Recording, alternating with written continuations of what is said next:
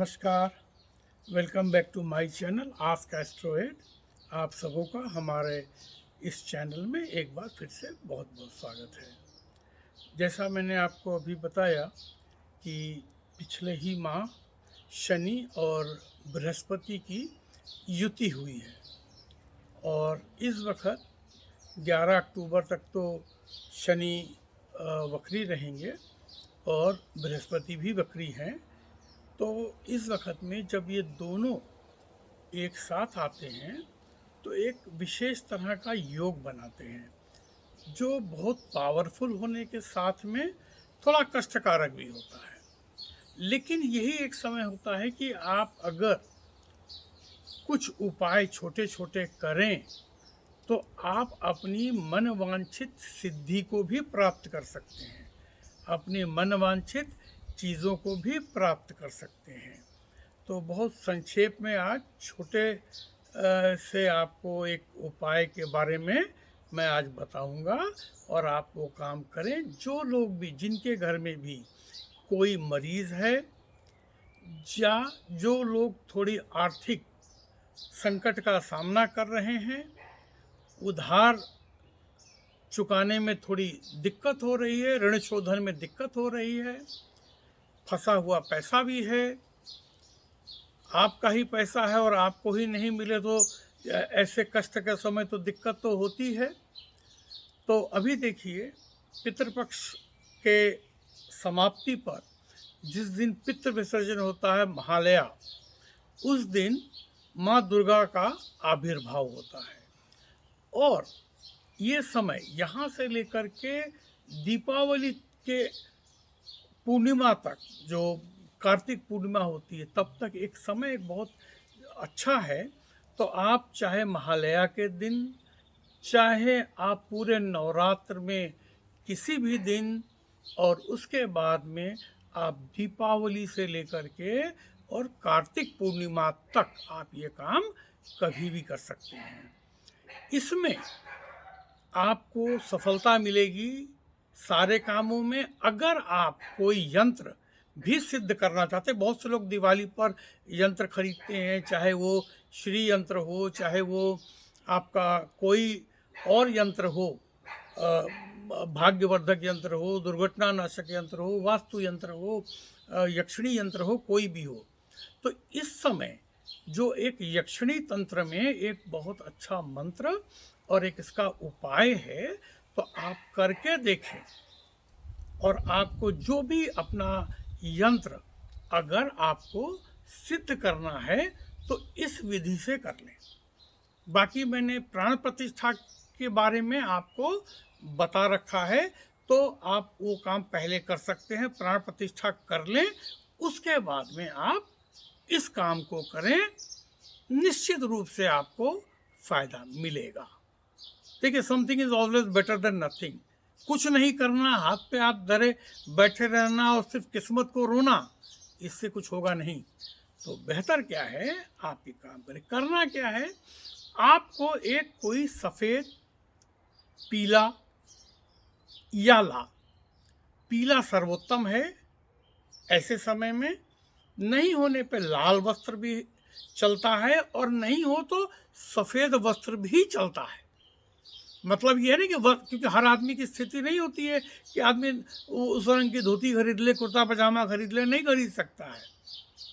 और नया वस्त्र नहीं होने की अवस्था में आप एक गमछा खरीद करके उसको अपने कंधों पर रख करके भी आप वो पूजा कर सकते हैं। जो वो भी नहीं अफोर्ड कर सकते हैं, कम से कम एक पीले रंग का रुमाल लेकर के अपने सिर के ऊपर में रख करके ये काम कर सकते हैं। ठीक है ना? तो ये एक बहुत सरल उपाय। देखिए, मैं जो काम बताता हूँ वो क्लिष्ट बता करके विद्वत्ता प्रकट करने में मेरा कोई इंटरेस्ट नहीं है। मेरा जो जीवन का उद्देश्य है, अगर हमारे किसी उपाय से, जो पढ़ी हुई विद्या है, अगर उससे किसी के चेहरे पर, एक भी व्यक्ति के चेहरे पर मुस्कुराहट आ सके, तो मेरे लिए वो बहुत बड़ी उपलब्धि है। तो ये जो भी चीज़ मैं बता रहा हूँ, ये शास्त्रों के हिसाब से है, ये यक्षिणी तंत्र में बताया गया है। अब आपको चाहिए है एक पीतल की थाली। हालांकि मैं वीडियो के लास्ट में सारी लिस्ट आपको दे दूंगा। पीतल की थाली या कांसे की थाली। अब अगर आपके पास में इन दोनों में से किसी का जुगाड़ नहीं है तो आप स्टील की थाली ले लीजिएगा, लेकिन सर्वोत्तम जो है इसमें कांसे की थाली, पीतल की थाली, उसके बाद तांबे की थाली। तो आप अगर इसमें से कोई भी ले लो, और ये चीज आप किसी से बोरो भी कर सकते हैं, किसी से आप मांग भी सकते हैं पूजा भर के लिए, फिर उनको दे दीजिएगा। थाली का कुछ नहीं करना है आपने, ठीक है। तो अब ये आपके पास हो गया। अब आपको चाहिए 1 ग्राम केसर, एक छोटा शीशी 2, 5, 7 रुपए का जो भी आए केवड़े का इत्र, ठीक है, केवड़ा। ये ध्यान रखिएगा, बहुत से लोग तंत्र में बार बार समझाते हैं कि साहब गुलाब का इत्र ले लीजिए। देखिए, शास्त्रों में गुलाब का कहीं कोई उल्लेख नहीं है। बहुत से ज्योतिषियों को देखा कि लक्ष्मी जी को दीपावली पर 101 आप गुलाब चढ़ाइए। किसी शास्त्र में, मैं दावा करता हूं, मैं 1 लाख रुपया देने को तैयार होगा, किसी शास्त्र में कोई आदमी हमको ये उल्लेख दिखा दे गुलाब का। गुलाब का जो फूल है ये फारस से यहाँ पर आयात किया गया था 400 साल पहले। इसके पहले गुलाब का कहीं हमारे शास्त्रों में जिक्र नहीं है। हमारे शास्त्रों में जिक्र है वैजयंती का है। ये जो पौराणिक फूल है वैजयंती का है, कमल का है, कमल का बहुत महात्म कहा गया है, केवड़े के वृक्ष का है, लेकिन गुलाब का कहीं नहीं है। और आप देखेंगे कि मुस्लिम तंत्र में जितने भी मज़ार हैं वहाँ गुलाब और चमेली को ही चढ़ाया जाता है। हमारे वहाँ मालती चढ़ाते हैं। और एक फूल और आता है जिसको नरगिस बोलते हैं ना, ट्यूब लिली, तो बंगाल में वो सिर्फ शव यात्रा पर काम आता है। बहुत से लोग शादियों में उसकी लड़ियाँ लगाते हैं, लेकिन गेंदा हमारे वहाँ का सबसे पवित्र फूल माना गया है। तो अगर आपको गेंदे का कुछ फूल मिले तो गेंदे का फूल ले लें, नहीं तो फूल आप कुछ भी रख सकते हैं, उसकी कोई बात नहीं है। लेकिन इत्र केवड़े का हो या चमेली का हो। तो चमेली का इत्र तो कम आता है, तेल ही आता है, तो आप केवड़े का इत्र ले लीजिए थोड़ा सा। अब आपने करना क्या है, थाली को, जो भी पात्र है, थाली है आपके पास में, इसको आप पहले दूध से धो लें। थोड़ा सा दूध का मतलब ये नहीं कि 2 लीटर आपने बहा दिया, थाली मांझ धो लें। उसके बाद में एक लोटे से दूध थोड़ा सा छिड़क के उसको घुमा कर रिंस कर लें और फेंक दें, ठीक है।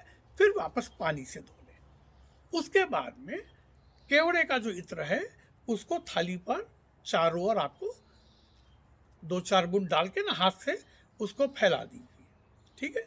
उसके बाद में लाल चंदन या सफ़ेद चंदन, एक बात ध्यान रखिएगा कि भारतवर्ष में लाल चंदन के नाम पे लोग कत्थे की लकड़ी बेचते हैं। जितना घोटाला धर्म कर्म के काम में होता है ना, उतना और कहीं नहीं होता है।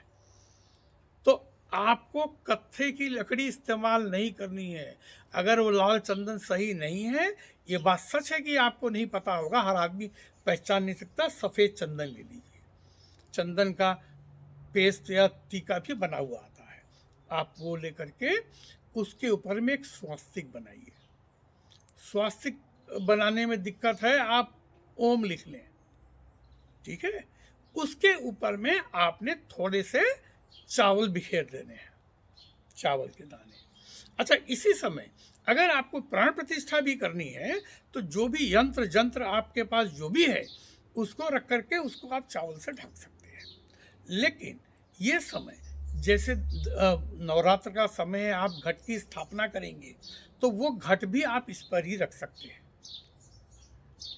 इसी के साथ में वो चावल बिछा करके आप जो है एक लोटा पानी का भर के, लोटा कोई भी हो लेकिन पीतल हो सर्वोत्तम, कांसा हो अति उत्तम, या तांबा हो, चांदी हो, नहीं तो स्टील का भी हो, ठीक है। थाली ज़रूर आपको उसमें करनी है, लेकिन आप कर सकते हैं। उसके बाद में उस चावल के ऊपर में वो लोटा जल भर करके आप रख देंगे। रखने के बाद में उस पर आप एक दिया जलाएंगे। दिया होगा तेल का, घी का दिया नहीं जलाना है।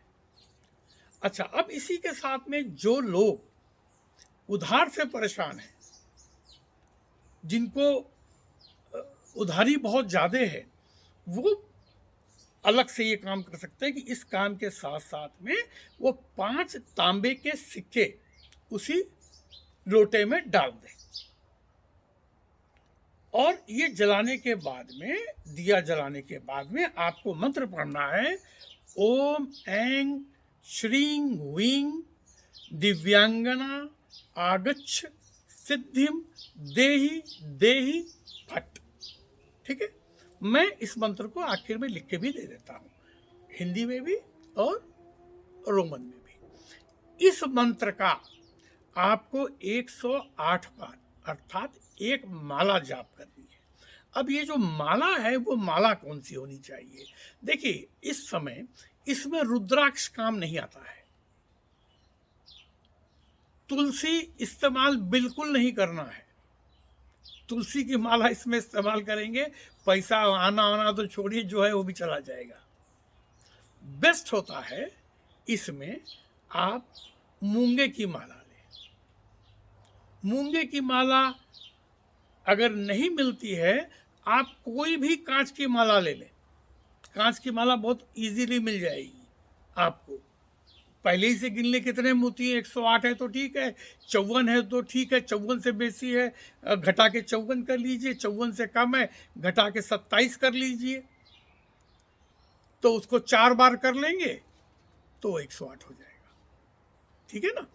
तो इस माला से इसका 108 बार आपने जाप करना है, क्योंकि इस समय, इस दौरान महालया से लेकर के और कार्तिक पूर्णिमा तक यक्षिणियों का प्रभाव बहुत जबरदस्त रहता है।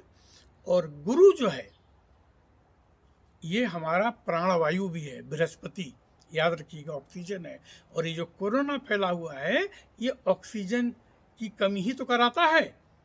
और इस वक्त वो वक्री है और शनि के साथ में है। शनि क्या है? अंधेरा है, दिक्कत है, सफोकेशन है, लंग्स को दिक्कत करता है। तो इस लोटे का पानी आप बोतल में भर के रख लीजिए। अगर आपको जब भी खांसी, जुकाम या आपको इसकी परेशानी लगे तो उस समय ये थोड़ा सा पानी अपने माथे पर छिड़क लीजिए और थोड़ा सा 2 चम्मच हाथ में डाल करके जैसे सैनिटाइज करते हैं वैसा कर लीजिए। आप विश्वास मानिए, इसकी पूरी ऊर्जा आपको मिलेगी। कोई व्रत, कोई और खान पान, पहनावे का कोई भी बंधन नहीं है, लेकिन ये समय, ये मंत्र और यह ग्रह दशा, जो शनि जुपिटर की जो युति है, ये आपको रंग से राजा बनाने की शक्ति रखती है। तो इतना सा काम करें, कमेंट करके बताएं अगर जिनको फायदा हुआ है, दूसरों को बताएं। और बहुत जल्दी आपको मिलते हैं कुछ और खास तरह से कुछ विशेष उपाय कर्जे से निपटने के लिए, और उसके अतिरिक्त कुछ आपके अपने सौभाग्य वृद्धि के लिए, और कुछ रत्नों के बारे में, और स्पेशली जो परेशानी हमारे वहाँ होती है राहु जी की वजह से, उनके ऊपर में कुछ वीडियो आपको बहुत जल्दी मिलेंगे। मिलते हैं बहुत जल्दी, तब तक सुखी रहिए, स्वस्थ रहिए। नमस्कार।